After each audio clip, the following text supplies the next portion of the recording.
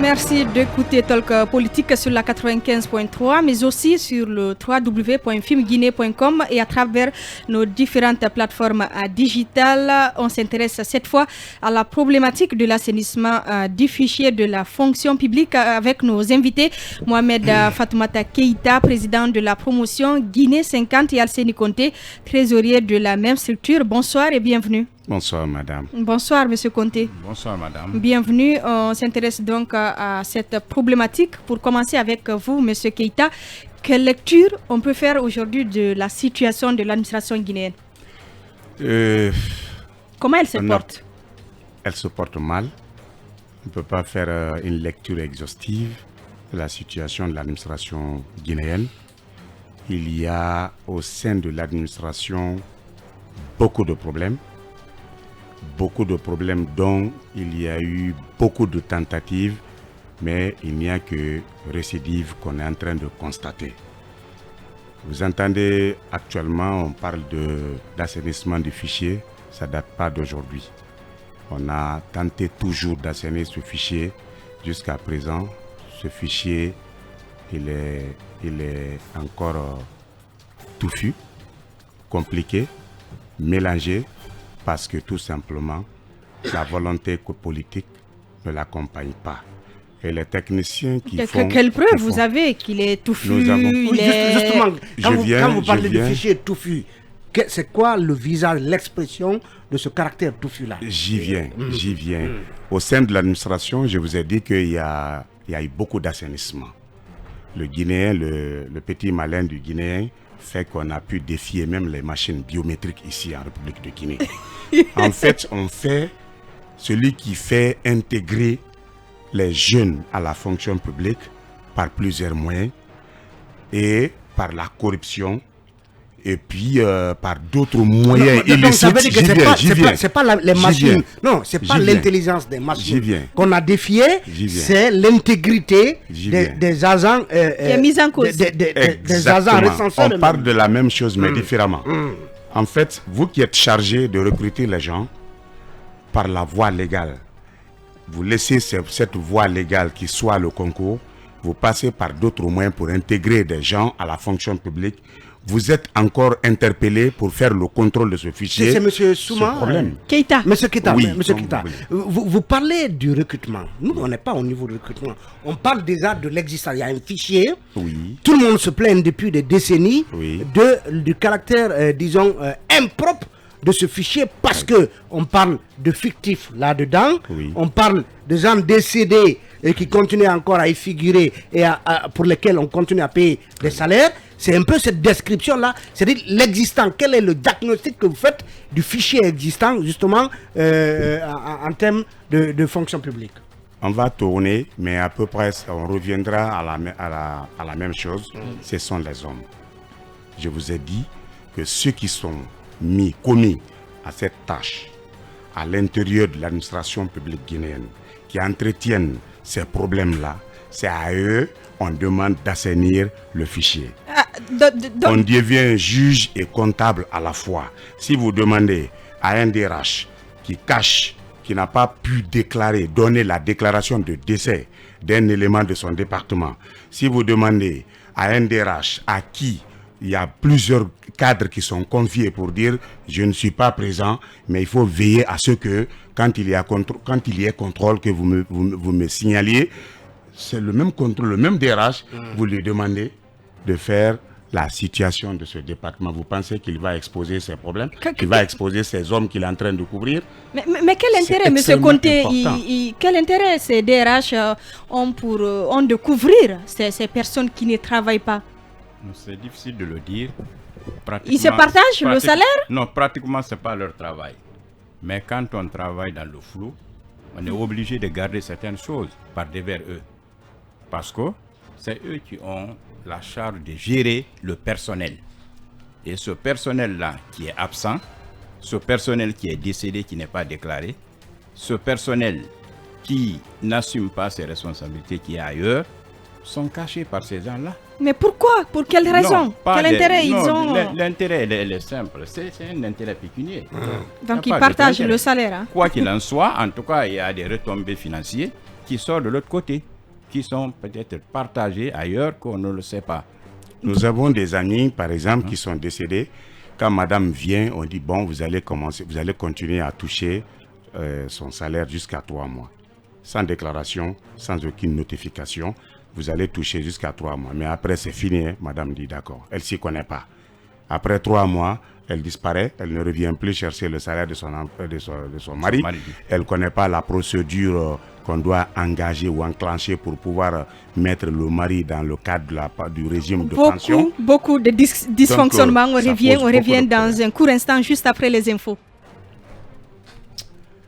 Mais peut-être la question que j'ai envie de savoir, est-ce qu'aujourd'hui, le fait que il y a quand même un nombre important de gens qu'on a bancarisés, les gens sont dans les banques, comment vous expliquez par exemple que quelqu'un qui est décédé et qui est dans une banque, comment se fait-il par exemple que le DRH ait accès par exemple à son solde quand on sait qu'il n'a pas la possibilité d'y accéder, parce que la banque est quand même, c'est personnel, le compte bancaire est personnel.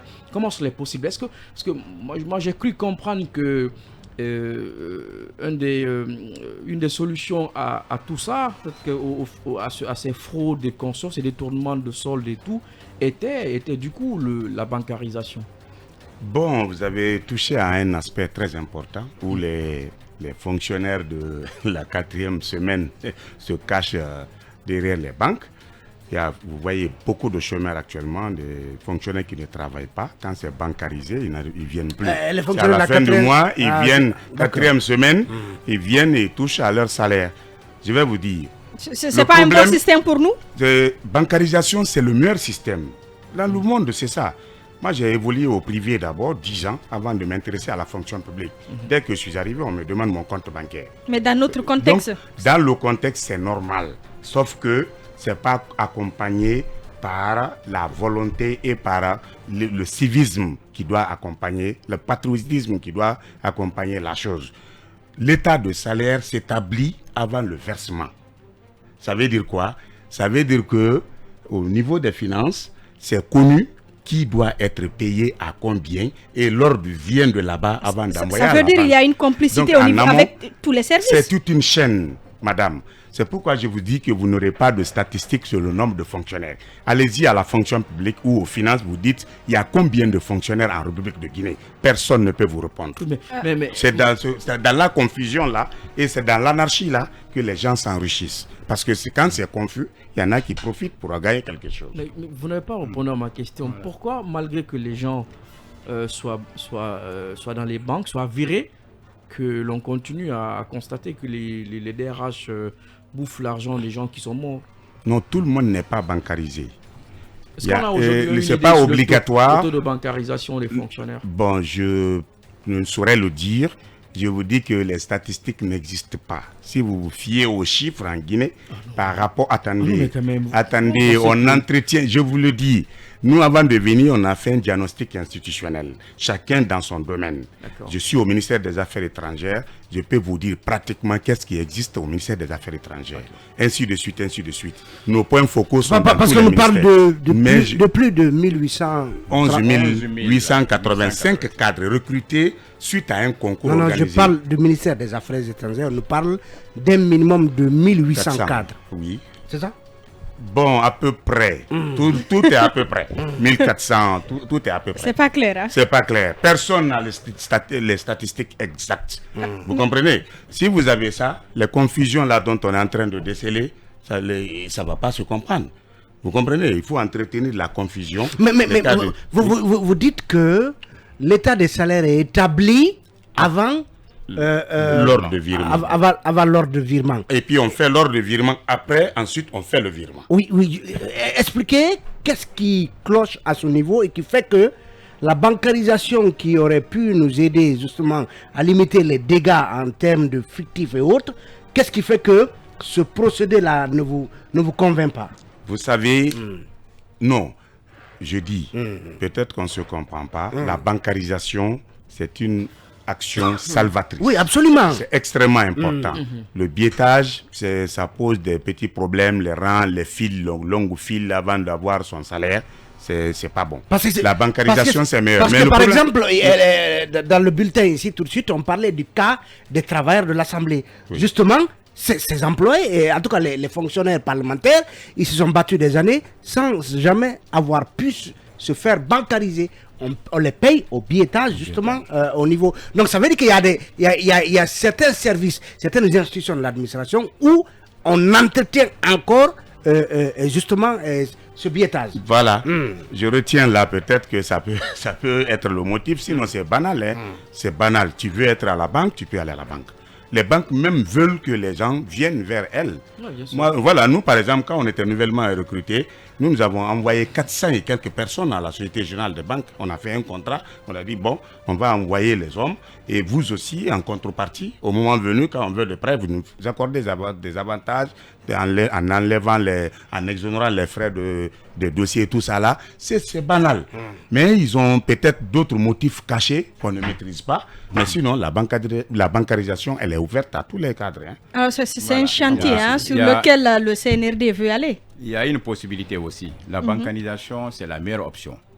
Mais pensez et imaginez que c'est possible de dévirer quelqu'un qui est bancarisé. C'est possible. Oui, c'est-à-dire, oui, on peut. Quelqu'un qui est à la banque, il y a cette possibilité pour ceux qui gèrent son salaire d'aller au niveau des finances, prendre son salaire au niveau de la banque, le ramener au billetage.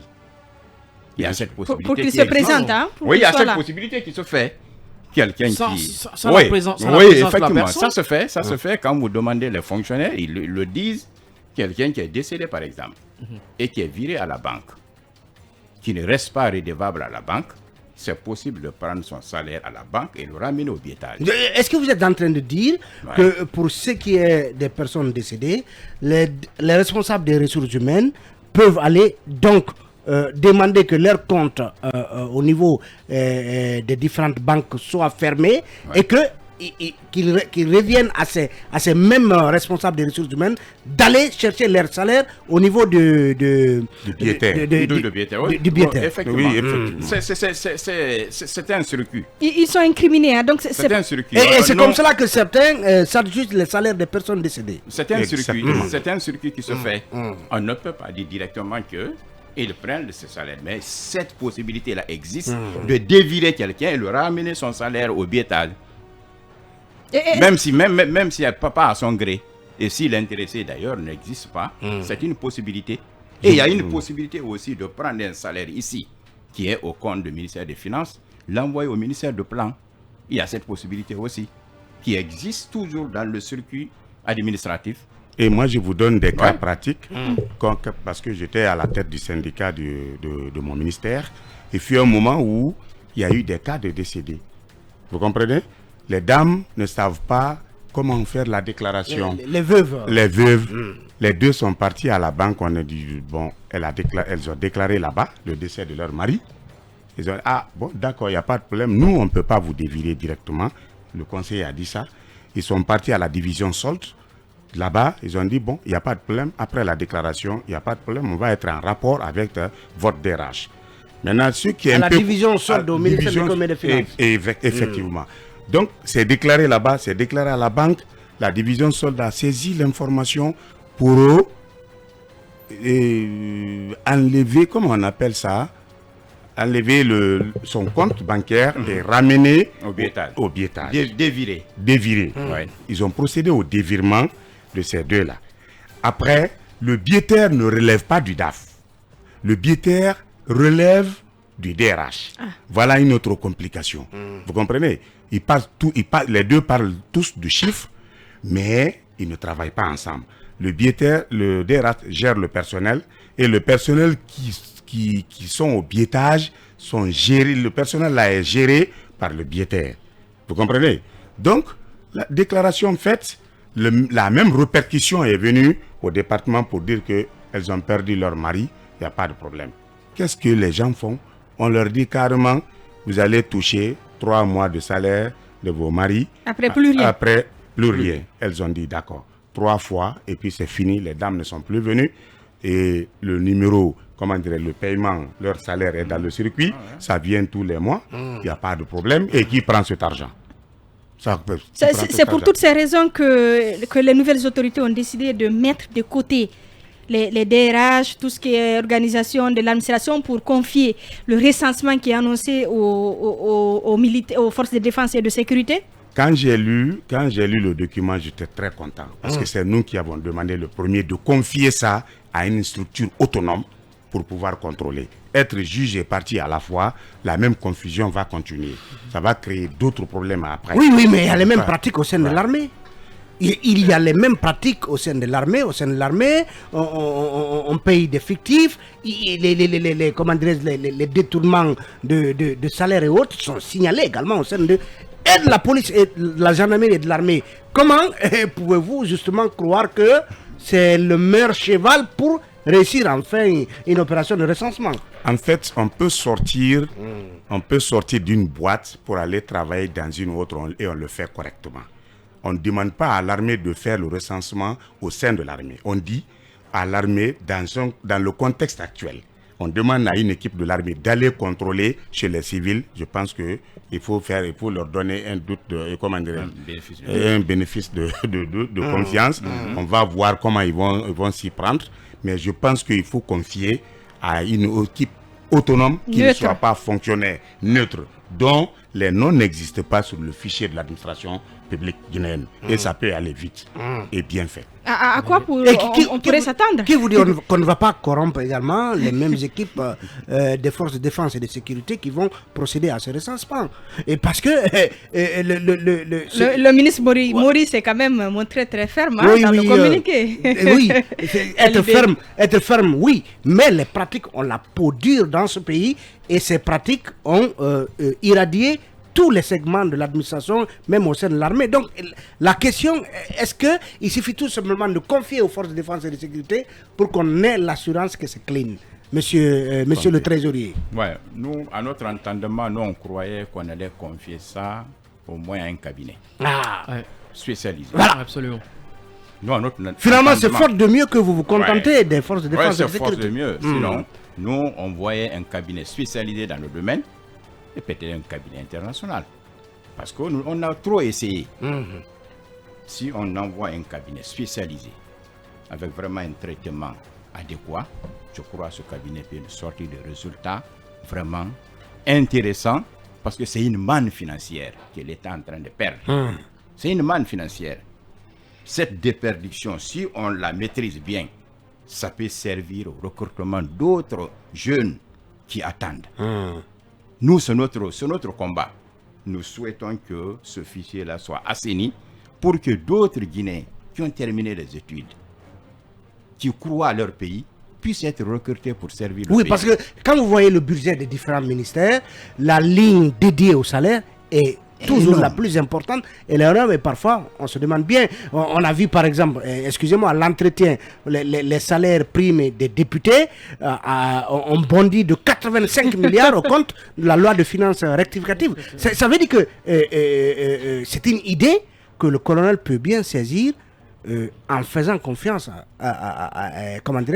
recrutant un cabinet international, Non, absolument. Non, je pense que là-dessus, moi, je suis parfaitement d'accord avec eux qu'il fallait plutôt confier ce travail-là au cabinet parce que je ne suis pas très sûr que l'armée soit formée à cela. Est-ce qu'il y a une entité au sein de l'armée aussi sérieuse que soit l'armée et l'entité en tant que telle? Est-ce qu'elle a plutôt les outils nécessaires pour déjouer un peu tous ces stratagèmes-là? Parce que c'est vraiment une industrie, quoi, une véritable industrie mise en place, superbement bien huilée, qui fonctionne à foison. Et je rappelle d'ailleurs que les mêmes pratiques existent dans l'armée. Rappelez-vous des fameux bulletins rouges.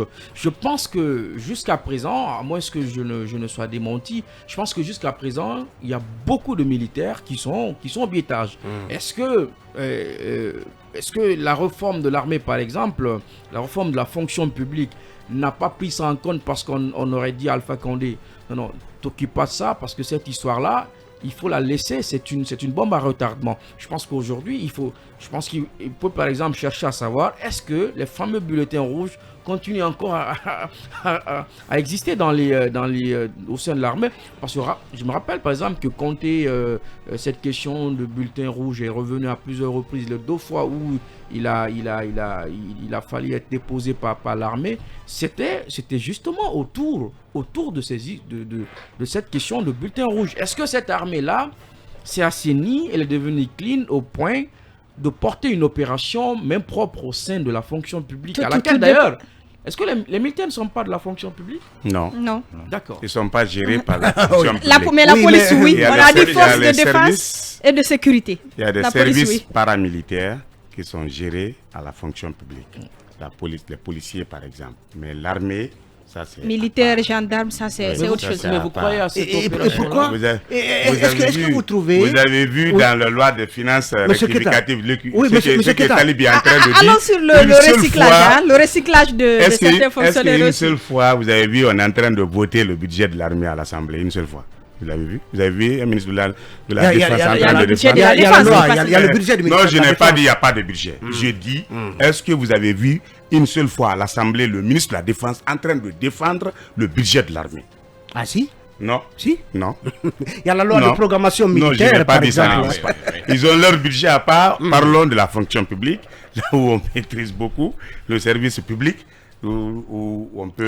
on pourrait aussi, au cours de ce recensement, découvrir des fonctionnaires qui étaient à la retraite et qui sont recyclés. Exactement. Il y en a beaucoup. Et ça, c'est une bombe à retardement. C'est quoi ces fonctionnaires recyclés? En fait, les fonctionnaires recyclés, ce sont des fonctionnaires qui sont partis à la retraite il y a bien longtemps. Mais par copinage, par des relations interpersonnelles, ils sont revenus par le trichement de leurs amis, qui sont à des postes responsables, des positions importantes, qui le font revenir pour les mettre à des postes clés sous décret. C'est extrêmement important. Ça fait un blocage. La carrière ne va pas, ça va pas suivre. Ceux qui doivent monter, qui ont eu des expériences maintenant, qui sont jeunes, qui peuvent assumer ces postes de responsabilité, ils n'auront pas la tâche. Donc, c'est une crispation complètement, un dysfonctionnement qu'on connaît depuis des années. Donc, ils reviennent à tour de rôle. Ils reviennent comme contractuels, en quelque sorte, parce qu'ils ont une expertise dans ce domaine, ou ils se refonctionnalisent à nouveau, c'est ça? Ils deviennent des fonctionnaires. Les deux cas existent. Je vous avoue qu'il y a des fonctionnaires qui sont des recyclés, donc notre matricule est plus âgé que les leurs. C'est grave. Ils sont partis à la retraite, se sont arrangés à trouver de nouveaux matricules. Nous avons le numéro matricule 24, ils sont à 25. Donc nous, on va partir à la retraite encore avant eux. Donc ils vont reprendre. Le second aspect, vous vous souviendrez que récemment, on a créé une catégorie de contractuels en République de Guinée. Il n'y en avait que 2. Contractuels temporaires, dont le renouvellement se fait par an, et le contractuel permanent qui dispose des bulletins par mois. Ça existe. Mais là, la troisième catégorie, c'est de demander à nos amis de la diaspora de rentrer au pays pour servir. Mais vous cédez là où vous travaillez, vous rentrez et on va vous payer de façon conséquente.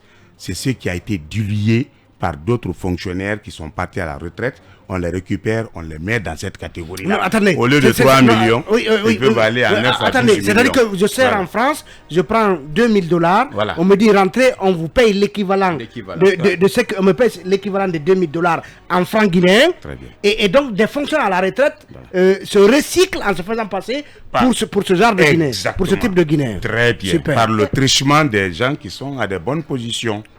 Voilà. Pour terminer très rapidement, qu'est-ce que vous attendez aujourd'hui? Nous, nos attentes sont grandes parce qu'elles touchent tous les fonctionnaires guinéens. Nous, le combat que nous menons, c'est le respect du plan de carrière. Ce respect du plan de carrière exige à ce que le fonctionnaire évolue dans sa carrière administrative. Il rentre à la fonction publique, il est chargé d'études. Quelques années, il devient chef de section, chef de division, jusqu'à directeur. Mais c'est ce plan de carrière qui n'est pas respecté dans l'administration. Aujourd'hui, nous avons fait près de 14 ans. La plupart de nos amis sont au niveau de chargé d'études, donc qui n'évoluent pas. Et pratiquement aussi, Et on a un groupe d'amis qui sont... on a pris assez de temps pour continuer. Grand merci d'être passé donc dans ce studio. On aura l'occasion de relancer le débat. Merci beaucoup donc à vous, Mohamed Fatoumata Keïta, président de la promotion Guinée 50 et Alseni Conté de la même structure.